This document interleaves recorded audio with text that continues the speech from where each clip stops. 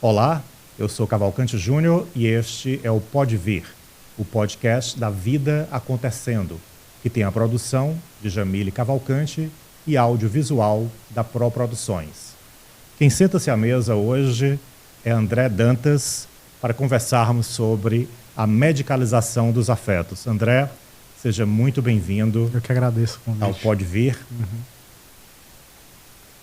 O André Dantas é psicólogo clínico de orientação junguiana e a gente vai conversar hoje, André, sobre esse retrato da sociedade contemporânea, uma sociedade de afetos deprimidos, dos estados bipolares.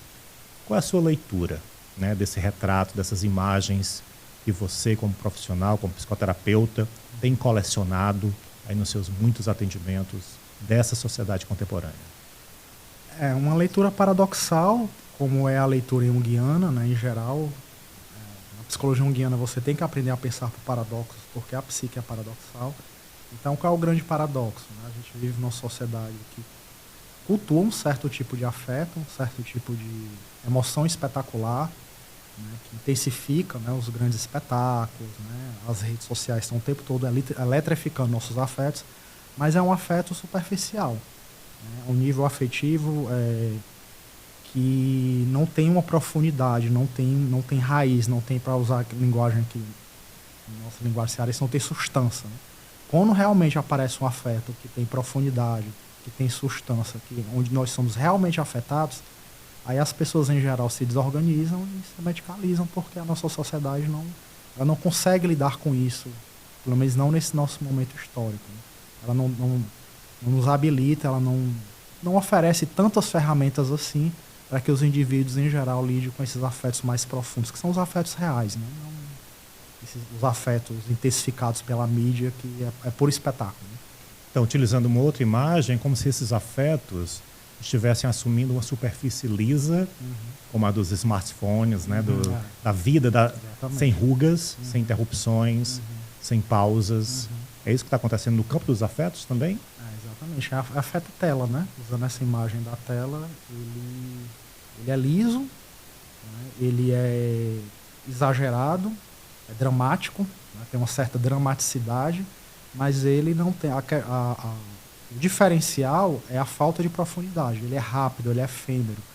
Os afetos que têm profundidade, que são afetos reais, que nos tocam realmente, tocam no coração e nas vísceras mesmo, ele é desorganizador, né? Exige uma certa calma, exige uma certa sensibilidade, um certo estômago para digerir, para metabolizar, mastigar bem. Né? É diferente dos afetos fast food, né? Que a gente come rápido e parecem ser intensos, mas intensidade e espetacularidade eles não são tão sinônimos assim, né? Porque é um nível de intensidade para o alto e é um nível de intensidade para baixo, de profundidade. Os afetos espetaculares eles são só para o alto, né? Eles não têm raiz, não têm profundidade. Né? É uma certa sensação de vazio que as pessoas sentem quando elas param de se emocionar. Né? Então não existe tempo para a psique, não existe tempo para a alma. Utilizando aí, por exemplo, a Verena Castro, a alma precisa de tempo. Não, porque a gente trabalha hoje em dia muito, né? Bem mais do que nossos pais, nossos avós, né? Meu pai ele chegava em casa às 5h30, 6 horas da tarde, ele não trabalhava mais, né? Então tinha o tempo do trabalho e o tempo da casa, o tempo da família, o tempo do descanso. Com os smartphones, com a internet, a gente acaba levando muito trabalho para casa, né? E de uma certa maneira, até a nossa diversão a gente está trabalhando, porque a gente está consumindo conteúdo nas redes sociais, está produzindo conteúdo, então você está alimentando a rede. Né? A rede é só uma plataforma e nós somos os produtores de conteúdo. Então, nesse nível, nesse ritmo de trabalho que a gente vive hoje em dia, né, você só dá conta dopado. Né? Uma espécie de culto à performance. Né? Nós temos que ser atletas de alto rendimento, né? Que até é o tema do livro que eu trouxe para falar. Daqui a pouco, no intervalo literário, vocês vão conhecer o livro que o André Dantas trouxe. Então, é esse ego de alto rendimento, né? Esse culto da performance, essa necessidade de estar performando o tempo todo, não tem como ter tempo, né, para realmente lidar com os afetos. Né? O afeto ele diz você parar, você, né, entrar num certo estado contemplativo mais interior, né, uma certa introspecção, uma certa sensibilidade. E isso não tem tempo, né? Um tempo que ou a gente não tem, e quando a gente tem, não estamos dispostos a lidar com isso. Né? Não é da ordem do pragmatismo. Né? Então, você dizia há pouco que está faltando profundidade. Né? E você utilizou um vocabulário cearense, substância, não é isso? Por outro lado, você trabalha com a psicologia profunda. A psicologia que vem lá de Carl Jung, depois os neo-jungianos. Quais são as contribuições que a psicologia profunda tem apresentado para esse momento de falta de profundidade? Você aprender a olhar para certos aspectos da vida humana, da existência humana, que eram muito presentes até um certo momento histórico. Sonhos, por exemplo. Né? Assim, todas as culturas, né, não modernas valorizam o sonho, dão importância aos sonhos. Os sonhos têm algo a dizer. Aos sonhos. Aos sonhos, né? Os sonhos têm algo a dizer sobre a comunidade, os sonhos têm algo a dizer sobre as pessoas, né? Hoje em dia as pessoas, eu não sonho, né? É raro sonhar, sendo que nós sonhamos todas as noites, né? Boa parte da noite a gente passa sonhando, mas lembrar do sonho é uma coisa que virou cada vez mais raro, né? Você conversar com pessoas no dia a dia, né, que lembram dos seus sonhos, é muito raro, né? A maioria das pessoas, eu não sonho, né? Eu sonho muito raramente, né? Então, assim, por que ninguém lembra? Porque o sonho não tem utilidade nenhuma, né? Pelo menos para a nossa cultura, a nossa sociedade, não de sonho, né? Não tem mais o que fazer. Né? Sendo que o sonho, né, da perspectiva da psicologia junguiana, é como se fosse uma espécie de hemograma, para usar uma analogia. Né? Ele fala o que está acontecendo dentro da gente, né? O que tem importância, por que a gente sonha com uma coisa e não sonha com outra. Porque de repente alguma coisa, né, lá do nosso passado, de 15, 20, 30 anos atrás, apareceu junto com alguma coisa do presente. Que analogia foi essa? Que conexão foi essa? Né, entre o presente e o passado. Então essa questão da memória, né, essa questão da profundidade, que é a questão real dos afetos, né, aí é nesse nível que os afetos reais que tem tutano acontecem, ninguém mais não tem tempo para prestar atenção. Se presta atenção, não tem utilidade nenhuma. Não se faz mais laço social a partir do sonho, né? Como se fazia. Se faz ainda em certas culturas, né? Onde não foram engolidas pela modernidade, e nas culturas, né? A nossa própria cultura antes da modernidade. Né? Falando isso, até lembrei de uma tribo da Amazônia, se eu não me engano, é da Amazônia peruana, os Achuar, que um antropólogo, o Felipe Decolar, né? Passou um tempo com eles. Uma tribo pequena, não é uma tribo grande, né? Então, assim, eles acordam, né, antes do sol nascer, e a primeira coisa que eles fazem é acender a fogueira e contar os sonhos. E a partir dos sonhos, dessa contagem de sonhos, né, da contação de sonhos uns dos outros, eles decidem qual grupo, né, vai pescar, qual grupo vai cultivar a terra, qual grupo vai caçar. Então, assim, eles se organizam a partir dos sonhos. Né? Mas nossos sonhos hoje em dia virou um sinônimo de um desejo espetacular. Né? Qual o seu sonho? Meu sonho é ir morar numa ilha com isso, aquilo, outro, é viajar para Miami, viajar. Né? Então até o sonho virou uma coisa meio espetacular também, foi espetacularizado. Né? Essa subtração da experiência do sonho, você atribui também à medicalização do sono, aos remédios indutores do sono, por exemplo? Com certeza, né? Porque é difícil no nosso ritmo de vida hoje em dia você conseguir desacelerar a mente, conseguir desacelerar a consciência sem precisar de algum tipo de intervenção química. Né? Geralmente as pessoas, né, uma coisa que a gente escuta cada vez mais na clínica é a dificuldade de dormir, a insônia. Né? Então as pessoas deitam, mas o pensamento ainda está muito acelerado, porque há 20 minutos atrás elas estavam ali, né, na rede social, estavam ali, né, lidando com telas que hiperestimulam a consciência. Então, para você conseguir relaxar para dormir, que é uma necessidade básica, né? Como comer, dormir. As pessoas cada vez mais só conseguem relaxar para ter um sono, o sono realmente repousante, um sono que descansa mesmo, né? Que descansa a mente, descansa o corpo, com medicação. Ninguém consegue, né? É medicação para acordar, uma medicação para dormir, uma medicação para acordar, uma medicação para conseguir trabalhar, né? Virou meio que quase que suplemento. Né? A gente é o tempo todo suplementado por essas medicações para conseguir, né, performar em um ritmo, né, no ritmo de vida contemporâneo, no ritmo de vida atual, que é muito solar, né? É muita luz, é muita claridade. Né? Então, esses afetos, né, que são mais noturnos, mais lunares, né, que a gente não sabe muito bem o que eles querem dizer, como se estivesse vendo no escuro, né, na penumbra. Né? E esses afetos, né, que são meio assustadores, porque a gente não sabe muito bem o que eles são, né, a gente tem muita clareza, né, as pessoas desaprenderam a olhar para eles. Né?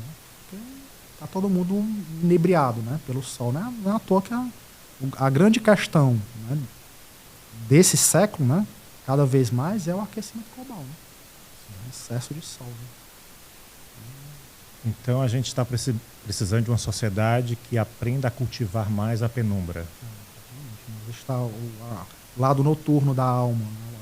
O lado onde não dá para ter tanta certeza, não dá para ter tanta clareza, não dá para ter controle. Né? Porque no final, né, a gente chega nisso, a questão do controle. Né? Com esses suplementos medicamentosos, né, o que se oferece é uma certa fantasia de controle. Né? Você controla a hora de dormir, você controla a hora de acordar, você controla o que você vai sentir. Você está triste, você toma uma coisa para levantar, né, o astral. Se você está ansioso, você toma uma coisa, né, para diminuir a ansiedade. Se você não está conseguindo trabalhar no ritmo que é exigido, você toma, né, alguma coisa para acelerar. Né?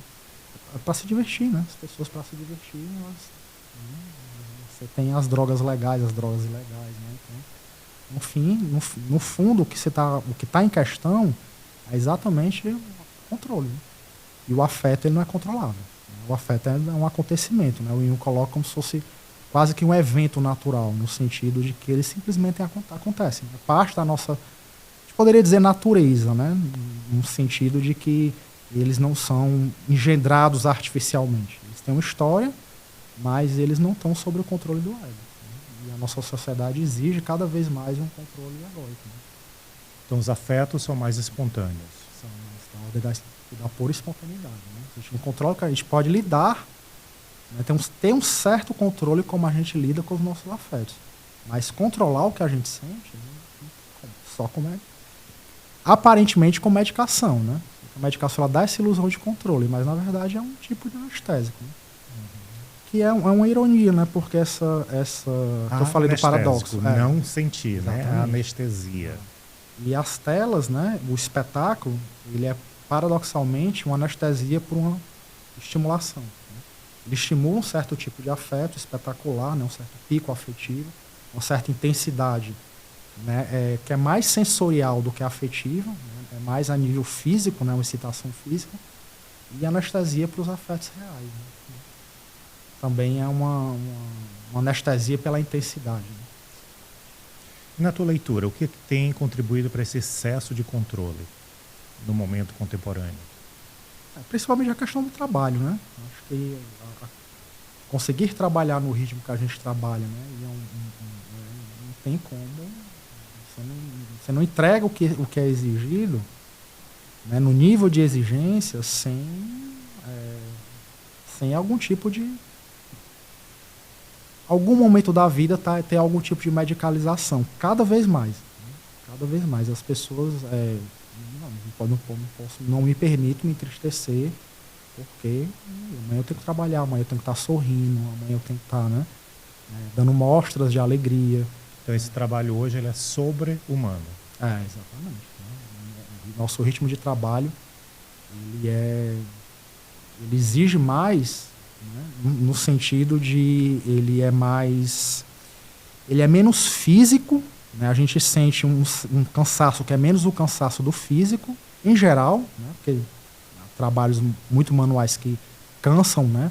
Boa parte da população que vive no estado mesmo quase que sub-humano, mas numa sociedade que foca mais na questão do serviço, onde o trabalho braçal ele é mais mecânico, né? é um certo cansaço da alma, né? É o livro do Bill Churran, né? Sociedade do Cansaço, né? Que é um tipo de cansaço que é difícil a gente entender muito bem como é que ele acontece, porque é um cansaço anímico, né? Um cansaço psíquico, né? É um cansaço de uma mente que está acelerada o tempo todo, né? É o corpo parado, mas a mente acelerada e passando o dedo na tela, né? Hiperestimulado. Então, e outra, né? Assim, a gente não tem mais... a nossa sociedade ela não dá mais ferramentas, né? Ela não oferece mais repertório, não nos educa mais para lidar com os afetos tristes, né? Também são parte, né? Da vida, né? Tristeza também é parte da vida, as perdas, né? Então, você tem que estar sorrindo o tempo todo, você tem que estar dando mostras de felicidade. E para conseguir fazer isso, as medicações elas estão aí, né? Na hora que você se entristece, o laço social se rasga, né? Ele não consegue mais conter, né? É uma coisa básica da vida, a tristeza. A vida precisa de pausa e nós fazemos também uma pausa aqui no nosso episódio para um momento literário, onde a gente convida o nosso entrevistado para compartilhar, para sugerir um livro, né, que vocês poderão ler, poderão desfrutar desse conhecimento. Nós estamos conversando hoje com o psicólogo clínico André Dantas, de orientação junguiana. André, o que você trouxe para compartilhar com a gente? Eu trouxe um livro básico, né, sobre Mostra aqui pra gente. esse assunto, né, que para quem tiver curiosidade, né, de estudar, de saber um pouco mais sobre isso, né, de quem ler. está nos acompanhando por áudio, o título é O Culto da Performance. Lê pra gente o nome do autor. Alain Ehrenberg. Alain Ehrenberg. Um sociólogo francês. Por que este livro? Nesse o subtítulo já diz tudo, né? O culto da performance, da aventura empreendedora à depressão nervosa. Então, ele vai colocar aqui a passagem, né, de um certo tipo de sintoma, que a gente poderia chamar de sintoma social, né? Se a gente lembrar, né, como a psicologia profunda começou, era basicamente um tratamento da histeria, né? Começou com a Freud escutando as histéricas, né? E o que a histeria sumiu, deixou de ser, né, até mesmo diagnóstico clínico, e as depressões estão pulsando aí na nossa sociedade, né? Então ele vai mostrar, né, nesse livro de que é uma mudança de ritmo de vida, né, onde as pessoas não são mais vistas como trabalhadores, mas como gestores da própria vida, que é uma empresa. Todos nós nos tornamos marcas, né? Nosso nome se torna uma marca, né, e a nossa vida se torna uma espécie de microempresa que é gerida, né, a partir de normas performativas, né? E essas normas performativas, elas absorvem, elas se apropriam, né, de metáforas esportivas, né? Então, nós somos ranqueados o tempo todo, né? E sempre o discurso ali do top 10, né? O top 10, não sei de que, tudo é lista de top 10, né? Então, esse ranqueamento, né, está nos deixando exaustos, né? Assim, nosso trabalho é quantificado, é medido o tempo todo, né, por nível de eficiência, quanto tempo leva para fazer tal coisa, vamos aperfeiçoar, tornar que é o título do livro, esse culto à performance, essa mensuração, né, de todas as atividades, inclusive do próprio lazer, né, faz com que, para a gente conseguir manter o ritmo, é como nas grandes competições hoje em dia, é doping, né? Nós viramos uma sociedade dopada, né? Todo mundo dopado para conseguir dar conta dessa velocidade da vida moderna, né? Que é uma velocidade maquínica, né? Não é a velocidade, não é o ritmo orgânico, é a velocidade das máquinas, né? E se a máquina quebra, que dirá um ser humano? Até mesmo os nossos currículos acadêmicos estão sendo ranqueados também. A gente não percebe, mas nossa atividade nas telas, né, no celular, por exemplo, é ranqueado, né? Assim, o que você curte mais, o que você curte menos, quanto tempo você passa, né, em cada post, quanto tempo você passa, né, vendo determinado vídeo, né? Todo o nosso divertimento, ele é ali mensurado, ele é medido, né, para os algoritmos, vamos dizer assim, o intensificarem, né? Virar nossos conselheiros, né? Se divirta mais, né?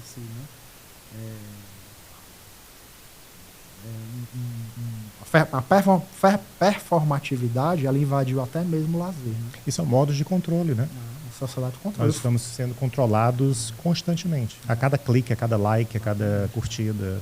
Tem uma passagem, né? O Foucault ele fala isso no Microfísica do Poder. Tem uma entrevista que ele coloca que a gente passou de uma sociedade de controle e repressão, onde o controle se dava pela repressão, e mais uma sociedade onde o controle se dá pela estimulação. Né? Ele fala, não é mais se vista, fique nu, mas seja magro, bonito, bronzeado, né? Seja sarado. Né? Então essa estimulação, né, aparentemente nos torna mais livres, né? Mas não é que a repressão sumiu. Né? O que houve foi uma inversão. Né? Se antigamente a repressão estava em primeiro plano e a gente tinha um inconsciente, né? Vamos dizer assim, pulsando de instintos, né? De desejos, né? Pelo proibido, né? E a culpa, nossa, eu desejo alguma coisa que é proibida, né? Uma culpa que me persegue. Né? A gente passou por uma sociedade onde a estimulação ela está agora em primeiro plano e a repressão passou para o segundo plano. Ela acontece num nível mais sutil, né? Que é assim, não não goze, é goze, né? Mas para você poder gozar, você tem que estar com o corpo sarado, você tem que performar, você tem que, né? No pain, no gain, né? Nas academias, né? Então, esse nível de repressão que acontece, né? Numa exigência performativa, faz com que, em vez da histeria, né, o grande sintoma social seja a depressão, cansaço, né? O cansaço da alma. Né? Então, esta foi a sugestão do psicólogo André Dantas, O Culto da Performance, do filósofo Alain Ehrenberg. André, além de psicólogo clínico, você também é escritor, né? Você já tem uma trajetória com vários livros publicados, justamente com essa leitura de mundo, o pensamento da sociedade contemporânea. Eu queria que você fizesse para a gente agora uma linha do tempo da evolução do teu pensamento. Do primeiro livro, o que você estava pensando naquela época, até o mais recente livro, seja ele publicado ou que está sendo escrito, o que você está pensando? Como é que foi a evolução do teu pensamento? Eu comecei repensando algumas questões, né, da psicologia junguiana, livros mais, poderia falar epistemológicos, né, de epistemologia da psicologia, né, onde é que o Jung retirou seus conceitos, a história do pensamento junguiano, para daí vir, né, pro como nós chegamos aqui. Né? Depois colocar esses conceitos, colocar essa epistemologia para funcionar, para a gente compreender as mudanças, as transformações da psique coletiva que nos trouxe até esse momento. Né? Eu não gosto desse nome, pré-modernidade, né? Mas a gente pode chamar de não modernidade, né? Da não modernidade politeísta, né? Passando pelo cristianismo, até chegarmos na modernidade materialista e os efeitos que isso tem na psique coletiva. Né? A psique individual ela é indissociável da psique coletiva. Né? Nosso sofrimento, né, ele acontece, o sofrimento que aparece na clínica individual, exatamente onde o laço social se rasga. Né? O laço social ele se rompe, você não consegue mais metabolizar aquilo que ela está passando em conjunto, né? A rede de apoio não dá mais conta, né? E aí entra o psicólogo clínico. Né? Só que o desafio é uma clínica que não é meramente adaptativa, não é simplesmente adaptar a pessoa e ela poder voltar, né, usando a linguagem que a gente está usando aqui, né, performar, né, de uma maneira adequada. Né? Exatamente que ela volte, mas ela volte fazendo um laço social a partir do que ela tem de mais autêntico. Né? Que é ela mesma, né? Que é a proposta do Jung, o processo de individuação, né? Que é simplesmente se tornar você mesmo.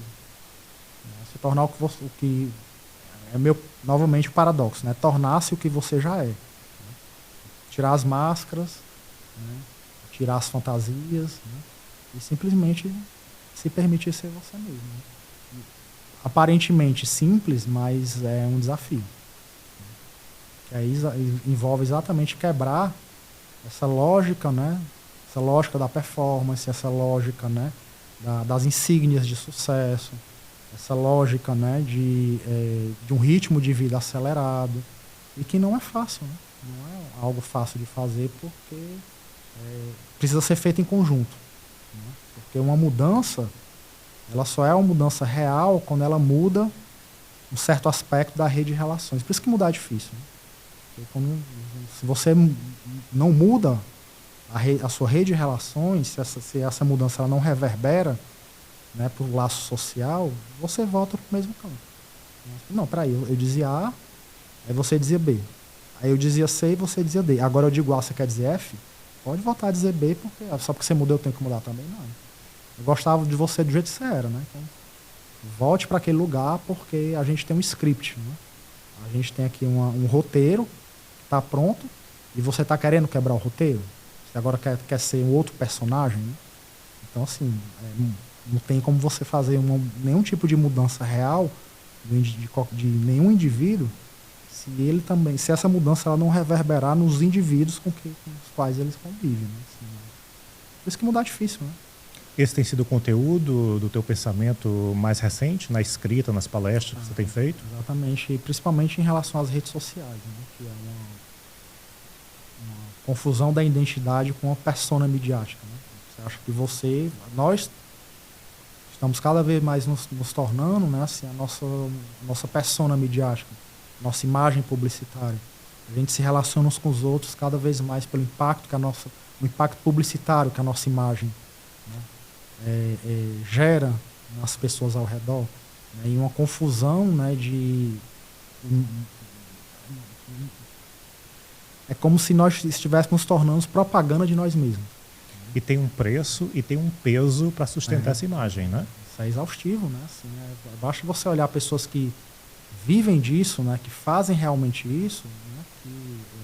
Só que a gente vê, o fulano está saindo das redes sociais porque está com depressão, porque não está dando conta. Pessoa, nossa, mas estava lá, parecia tão feliz, né? E é exaustivo, né? Assim, é como se você estivesse numa tela palco o tempo inteiro, né? Então, é sustentável. A gente poderia chamar quase que a insustentável leveza do ser, né? Para parafrasear aí o Kundera, né? Porque tudo tem que ser leve, divertido, alegre, né? E isso é insustentável, né? Apesar de mais ser isso o tempo todo. Né? E tudo isso é o aspecto solar que você falava há pouco. Exatamente. Né? Muita luz, né? Muito brilho. A gente tem que estar o tempo todo brilhando. Né? Tem que estar ali, como se nós estivéssemos nos holofotes o tempo todo, sorrir, porque você está sendo filmado, né? A gente está o tempo todo preparado para fazer pose, para tirar uma foto. Né? Então, assim, a gente vai... Até quando a gente sai para se divertir, a gente precisa fotografar para ver se... Não, realmente eu consegui... Ó, tá aqui o registro, eu me diverti mesmo, né? Eu consegui me divertir. Né? Então, assim, precisa ser registrado, porque se não for registrado é como se não aconteceu, né? Não é mais... penso, logo existo, né? Posto, logo existo, né? Se eu não postar, é como se não tivesse existido, né? E para postar, você tem que performar, né? Tem que performar esse personagem midiático que é cada vez mais mesmo. Para vocês que estão nos acompanhando, pensem quantas fotos na penumbra vocês viram recentemente nas redes sociais. Todas elas são fotos iluminadas, fotos instagramáveis. Fotos filtradas, né? Não é a vida como ela é. Uma vida filtrada, uma vida higienizada, uma vida photoshopada, uma vida editada, né? Pelo critério da beleza, né? Do design, né? E da performance, que é a deficiência. Né? A beleza e o design. A performance, né? A eficiência. E uma estética, né? Uma estética higiênica, né? Limpa, né? Brilhante, né? Solar, é o que domina a nossa... Um exemplo são os corpos, né? Porque as pessoas, né? Cada vez mais só se preocupam com o próprio corpo, a gente vive numa corpolatria. Mas será que é o corpo mesmo? Não, é o corpo, é meu corpo, o seu corpo, o corpo de todos nós, né? Seus sinais, suas rugas, cabelos brancos, né? Suas cicatrizes, suas celulites, suas gordurinhas, né? Não é esse corpo, né? É um corpo idealizado, né? Corpo que só existe na tela. Né? Ele foi todo photoshopado, ele foi todo modificado, foi todo filtrado, foi higienizado, né? Ele foi planificado, né? E é esse corpo que as pessoas sofrem para ter nas academias, né? Sofrem para ter, né? No dia a dia, né? Uma culpa, né? Por não ter o corpo, esse corpo, né? E as pessoas, uma vez eu vi um cirurgião plástico falando que as pessoas o procuram com suas selfies, né? Olha, eu quero que o meu rosto fique igual esse rosto aqui. É o rosto dele, né? Da selfie dele. Então, assim, é uma tentativa de trazer para a vida cotidiana, né? Essa performance midiática, né? Que é É isso, ela não existe, é ideal, né? Quase que um mundo platônico, né? André, estamos nos aproximando do final da nossa conversa e quem nos acompanhou até aqui deve estar pensando, e aí, o que eu faço diante dessa realidade que o psicólogo nos apresentou neste episódio? Então, quais são as alternativas a essa medicalização da vida, essa vida controlada, hipercontrolada? O que você tem pensado e praticado sobre isso com os teus pacientes? É difícil, porque assim, se a proposta é a individuação, é você abraçar a sua singularidade, não tem como ter uma fórmula que funcione para todo mundo, mas há algum esboço de algo geral, olhar para os próprios sonhos, ter calma quando você está sentindo algo mais intenso, que você sente, né, um certo tremor da alma. Né? Não ter medo de si. Não ter medo de si. Guardem essa frase. Porque a gente geralmente tende a temer o desconhecido, né? E não há nada mais desconhecido, paradoxalmente, que nós mesmos. Né? Então, não ter medo do que é desconhecido em nós. Né? Não ter medo de nós mesmos. A gente tem medo, né? A gente quer ser sempre como os outros esperam que a gente seja. Né? A gente quer atender às expectativas dos outros. Né? A gente quer nos tornar alguma coisa que os outros admirem. Né? E o preço que se paga é a perca de si. Né? E o medo de ser si mesmo. Né? Não é egoísmo, né? Isso não é diferente do egoísmo, né? Assim, pelo contrário. Né? É você conseguir estar com o outro, fazer laço social com o outro, sem deixar de ser si mesmo, que é um grande desafio. Né? Porque a gente acha que é paradoxal, a gente acha que é o contrário. Né? Ou a gente está com o outro e deixa de ser a gente mesmo, ou para ser a gente mesmo a gente tem que sair, estar só, né? Se isolar dos outros. Né? Mas como ser nós mesmos com os outros? Como fazer laço social a partir do que há de mais singular em nós mesmos? Acho que esse é o desafio. Né? André, nosso agradecimento por ter criado uma ruga no tempo para preencher esse espaço de uma conversa. Sabemos que a tua agenda é bem hiper concorrida, então meu agradecimento sincero por estar aqui conversando com você hoje. Eu que agradeço o convite, né? Sempre um prazer reencontrá-lo, né? E espero que pelo menos essa nossa conversa, né, coloque as pessoas para pensar, né? O pensamento é exatamente isso que cria uma ruga, né? Cria uma diferença, cria uma descontinuidade no ritmo normal de vida, né? Você sai um pouco do automatismo, né? E não, pera, né? Tem algo de diferente acontecendo, né? E esse algo diferente são os nossos afetos. Né? Então nós criamos o contexto para você pensar. Agora o trabalho é seu. Quem vai pensar, se quer mudar ou se quer continuar com a vida que você está vivendo, é você que nos acompanhou até aqui. E o Pode Vir conta com a ambientação da Arte com Mesa Posta. Cerâmica artesanal para usar, apreciar e presentear. Acesse o Instagram, @Arte com Mesa Posta.